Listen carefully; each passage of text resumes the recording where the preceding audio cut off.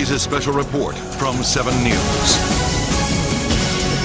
Thank you for staying with us. 7 News bringing you a special report as we continue to cover the High Park fire. We're awaiting a news conference. It should be starting any minute now. We're expecting to hear more details about the newest pre-evacuation notices sent out about 1 o'clock today, as well as about the evacuations that have just recently been lifted. Looking right now at the podium there, or the microphones, I should say, that are all gathered, and we're just about to hear, they're looking at their watches right now and getting ready to go. It's telling us 1 minute, I believe. So we may have a little bit of time to fill here, or maybe they'll start talking. That is Nick Christensen, by the way, from Larimer County. So let's listen now.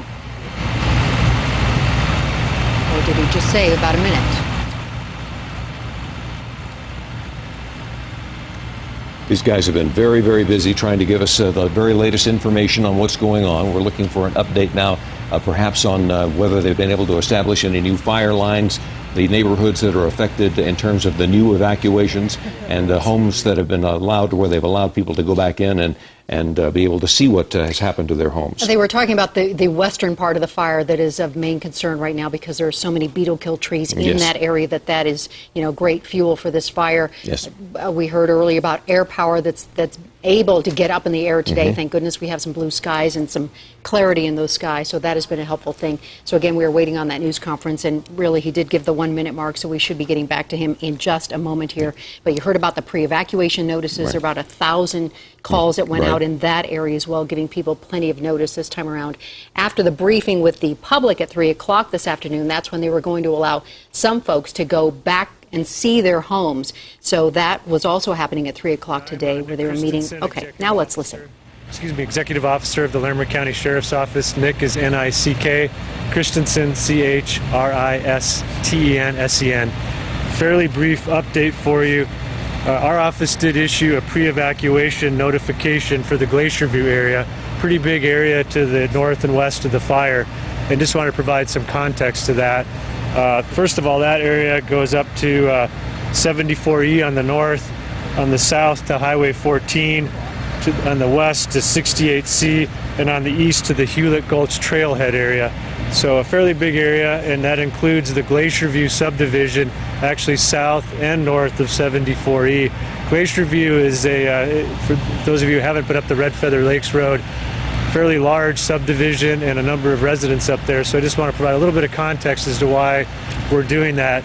That was at the direction of fire operations, and the reason is that they are considering implementing a burnout in the northwest portion of the fire, actually south of the Poudre, to take out some of the beetle kill timber that's in there that's fueling the fire and create a larger buffer area. If in fact they implement that, which they're looking at this afternoon, that would cause a lot of smoke and flames in that area. And as a precaution, they just want to have residents anywhere near that vicinity be on standby. So at this point, we don't anticipate moving to an evacuation status. However, it doesn't mean not to take the pre-evacuation notification seriously.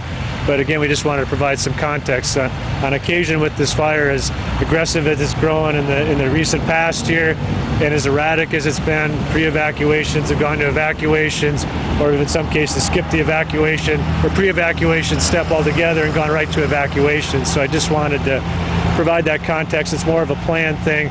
Generally the fire, well, it's still a very large wildland fire and technically far from under control and with significant perimeter to be built.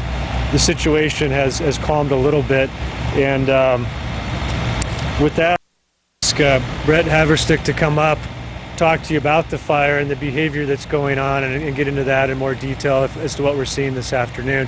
And then we've got a firefighter with us as well who will provide a few comments and has joined us from the fire lines today. So we'll let you talk to both of those gentlemen, and then we'll take a few questions after that. So with that, I'm going to ask Brett to come up. Afternoon. My name is Brett Haberstick, B-R-E-T-T-H-A-B-E-R-S-T-I-C-K. I'm a public information officer with the incident management team currently managing this fire. Today, the crews have had good success on a variety of fronts. They have made progress with line construction on the east side of the fire, closest to Fort Collins, as well on the north side of the fire in the Poudre Canyon. There's been active point and structure protection put in place, and they're continuing to do a lot of those types of operations throughout the main area of the fire, and those operations will continue on a 24-hour basis. They are having difficulties. Crews are having difficulties on the western side on the western perimeter of this fire. There's concern about the beetle kill, as has been talked about in previous briefings. There's considerations of firing operations in that area, and so with the warmer weather and the winds in the fire area, there's concern about that activity. As well, on the southern edge on the southern perimeter of the fire, crews are having difficulty connecting the dots, and the dots are in Division Umbrella and Division Whiskey. That's between Windsong and Lawrence Creek Drive. There's been active fire behavior there today, as there has been throughout the entire burn area. And so firefighters are working diligently and trying to connect the dots there. The last bit of information that we can share is that fire operations will continue 24 hours a day. We'll resume 24-hour operations. So there will be night ops and day ops.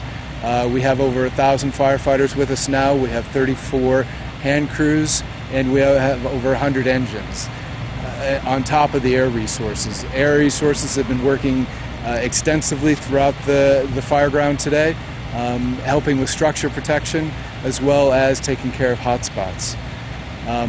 At this point, I want to introduce Rob Bozeman. He's a fire observer for this incident.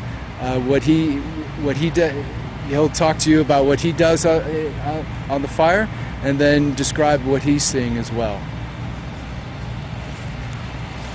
Rob Bozeman, like Bozeman, Montana. I'm a field observer. My job is to go out, scout, look, watch. Yesterday I was a lookout for crews that were working houses on the south flank. When the fire ran on that flank, from where they were, they couldn't see the fire. I was on an adjacent hill where I could keep them informed of what was happening up above them to keep them safe. Today, totally different job. I was out on the west flank, which you heard was wide open. I was out scouting the next road that we could use to burn off of, about 3 to 5 miles west of the fire. I was the first firefighter to have driven down that road, scouting it. Can we get through, get the logs out of the way, get all the gates open, find where the houses along that road were located so they can get the structure defense planned. And I was finishing that task up when it was suddenly time, oops, they want me back at ICP to speak to y'all. So the field observer has an extremely varied job. That the ability to navigate, find our way around. I was walking the fire line up on the northeast corner, which is dead cold. I walked 4.5 miles of that line yesterday morning, and the only smoke I saw was a manure pile in the middle of a corral, and I did not attack it. So that's what I've been doing. Thank you. We can certainly, any of the three of us, if you can stay for a few minutes, can take questions if you have them. Yes, sir. How have you been getting around? You said you walked 4.5 miles using an ATV. What kind of vehicle are you driving around into? I have an ATV license, but not an ATV. I was walking and luckily flagged somebody down that I knew to get a ride back to my car. I was facing the walk back. A four-wheel drive pickup truck provided by the fire, the rental vehicle that they have. And that's what I mainly do. At times I will set up with transportation to get dropped at one point with my truck at the other and do a straight through walk like he's talking about that line they're trying to tie between Uniform and Whiskey. The next day or two there's a good chance I'll end up walking that, but I'll do it with a car shuttle. The big worry's been the heat and the winds today. Can you say if that has caused any problems that you've seen today? That's caused the fire behavior that we have. The three factors that affect fire behavior are fuels, weather, topography. The fuels are ripe. They are dry. Everything except the fresh spring grass is ripe to burn, it wants to burn. So when the sunlight on the slope, the breeze hit, the fire explodes. And the plumes that you've seen put up are the result of sunlight and breeze hitting fire that's already there. Robert, are you seeing a difference in terms of how your firefighters are feeling out there on the ground now that they're getting better containment? Do you see the mood changing at all out there, sir? No. They are just eager animals, if I can use the term. They cut line. They like to get in and mix it up. Come late August, morale will start sagging. But the crews right now, it's early in the season. They're up for it. They lose the line, pull back, attack it again. No, they're there. How much progress has been made in notifying evacuees the status of their property? There has been an assessment team put together, and they're moving forward with a variety of ways of researching properties, who owns what, determining the status of those properties, going up on scene, etc. We don't have an exact timeline on when all residents will be notified of damage or destruction to their homes, but that is one of our priorities.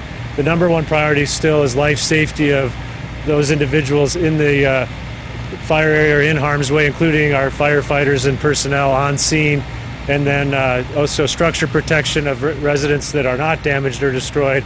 But we do have a special team now with the additional resources we have that's exclusively focused on the recovery effort, and they're working on that as we speak, and we're just waiting for a timeline. We were also able to, as I mentioned earlier, remove some of the evacuation areas. That's in the process right now. Sheriff Smith is meeting with residents down at the Ranch Event Center to talk about that and get at least some folks back into their homes this evening. As we talked about earlier, those areas were, let me flip back here, the Shoreline Drive area, and then here in Bellevue, east of 27E. We're trying to fine-tune some of those evac areas where line has been constructed. And the reason the sheriff's not here is his priority right now is dealing with those citizens, getting them in place, and part of that will be helping to identify the damaged homes, get that information out to them, and then assist with the recovery effort and the various other agencies that will be teaming with that. Is this the exact same message that's being presented today at the evacuee meeting? Yeah, I think the only difference is they're going to talk a lot about the details of how to get back into some of these evacuated areas that we're opening up. Can you tell us what some of those details are right now? Sure. Well, there are at least some of those areas where we're removing the evacuations, where road closures will remain in place. And the reason is that residents need a little time to get back in. Many cases, these are rural areas with horse properties, and horse trailers will be coming and going, and pickup trucks and family cars and friends helping with that. And so we have a credentialing process where we'll give each resident a kind of a placard to put up in their window so we can see that they're a resident there and facilitate them coming and going. But for a period of time, I don't know exactly what that is, not let anybody else in for a little while. And that's just to let them settle and respect their privacy and just facilitate that. Just like we close roads for emergency vehicles, we want to allow them just a little bit of time to have that same ability to do that. So that will be underway later today. They're talking about that process now. I don't know an exact time on that, but by tonight we should have access for those couple of areas I mentioned for the residents that live there at least. And then we're going to look at some additional evacuation removals, I should say, tomorrow. And those areas that we'll evaluate with the Fire Incident Command are the Bonner Peaks area to the north of where we are here in Bellevue, and then 29C, also known as the Missile Silo Road, at the mouth of the Poudre Canyon there, just outside the canyon. We're going to look at the status of those. Fire Command was not comfortable releasing those areas quite yet, but we are going to evaluate that on a daily basis and see if we can fine-tune some of these. And then also Mill Canyon and Soldier Canyon near Horsetooth Canyon or Horsetooth Reservoir are a couple other areas that we at least hope to be able to get folks back in tomorrow. We don't know until we review the status of the fire. It's all driven by fire behavior and the hard work of these gentlemen out on the front lines and what they're accomplishing out there. But we're anticipating some relatively good news in those areas and hoping we can get people back in place there. I just understand. This morning, I was under the impression you guys this afternoon were going to give some updated figures on the structural damage to the evacuees at least. Did I misunderstand that? You all going to update some numbers? That certainly didn't come. We didn't plan to share any updates on structure damage here at this briefing. I'm not aware that's going on with the citizens actually either at this point. They are still working to gather that information. It's a lengthy process. As I mentioned before, it can be very difficult in a fire zone to distinguish a barn from a small cabin or even a shed from a house in some cases when there's very significant damage, and determine ownership and other property that could be on there, campers and vehicles that may have been damaged too. So it's a complicated process, and we've thrown out some rough estimates based on visuals that we've had on the scene, but unfortunately there are a number of homes damaged or destroyed, and we just don't have that solid number yet.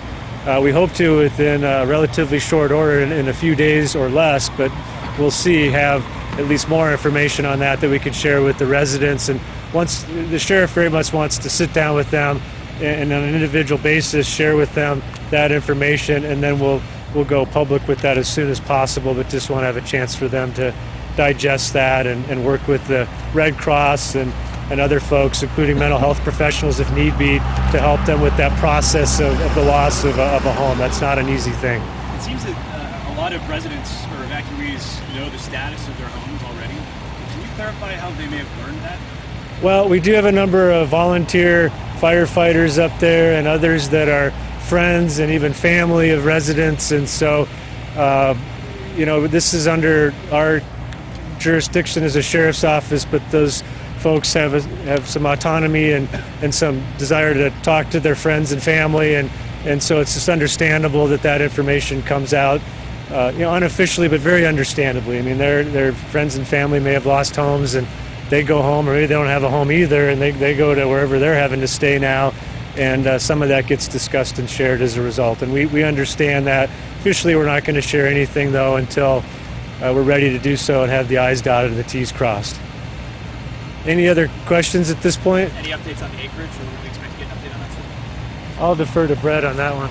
So in the 209 around 6 p.m., that information will be posting on InciWeb, and it will be available through the Joint Information Center as well. That's typically the way it's been coming out. There's been some growth today. As far as we know, we don't have an estimate as to the acreage of that growth. And I just add, in terms of updated acreage, et cetera, that we will continue to send information out of our Joint Information Center. So as we get that this evening, we'll be at the planning meeting at 7 p.m. And when that concludes, send out an update based on what we're hearing from the lines at that time. And then we'll continue the same pattern tomorrow with keeping you as the media and through you, the community, up to date on what's happening out there. So based on the... Okay. And in answer to your question, the acreage I like is the IR flight, the infrared imagery that'll occur sometime tonight, because the estimates he's referring to are folks like me coming off the line of, okay, it took that much of a slope. I like the number that comes out in the morning briefing, because that's the one that's based on, the heat expansion. So that's the one I pay attention to. Just another firefighting question. I mean, I know you kind of talked about it before, but just how intense is it on the front lines and the firefighters are seeing fight this fire? How intense is it? Totally variable.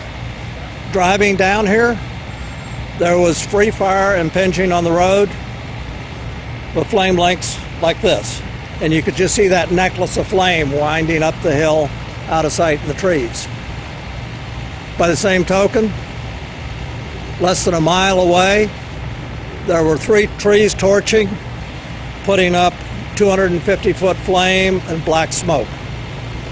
So, it is extremely variable. The conditions that we had on Saturday and Sunday, where you had the entire forest sweeping through, we're not seeing that.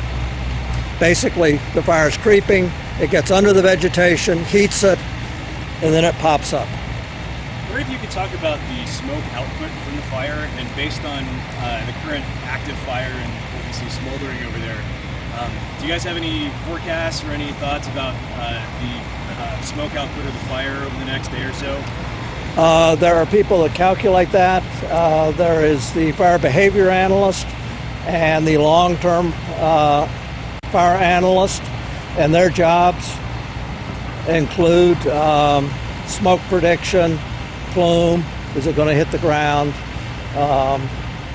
That's out of my realm, but there are people that's their specialty, and they make predictions. I guess what people in Fort Collins want to know is when the air quality is going to improve in town based on how you guys are fighting fire. And When the wind blows the other direction.